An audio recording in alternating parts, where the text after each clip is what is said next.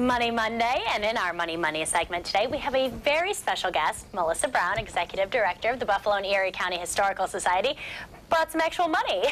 Yes, and I think linking into your discussion this morning about our national debt crisis, it's a perfect tie-in because I brought some colonial money, and we all know Alexander Hamilton was really significant in working us through our financial crisis brought on by the Revolution. So he implemented our first national bank in 1790. So the money that's over here on the left side is some of the earliest we have in the collection. Oh wow, it looks like a little piece of a book or like almost a book plate, yes, really. exactly. And each one is individually printed. And what's interesting about the colonial money is each state had its own currency. And so it wasn't until later that it became more standardized, and you start to then see the coins and more of from the national mint.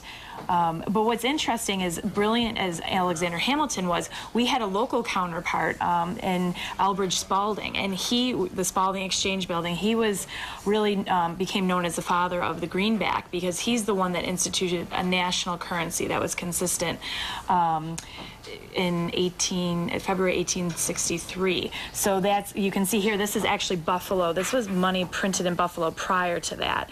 So wow. People, there was money printed in all different places, and it didn't all have the same value, which caused problems.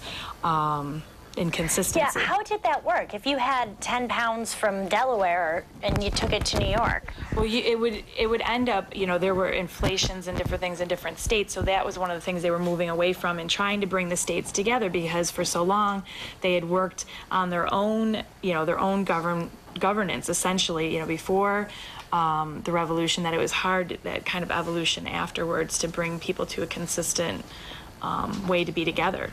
They were almost like separate countries. Yeah, and now we're all unified. Now, if people would like to see more of this and learn a bit more, how can they do that? Well, we are actually in the process of upgrading our street of shops like we did with the Pioneer Gallery, and we will be adding to the bank down there and talking a little bit about consumer culture in the time period and the value of money. But we do have a significant collection that if people have a query by appointment, we can make available to people. Great. Melissa, thank you so much for joining us today. This was really interesting to see. Something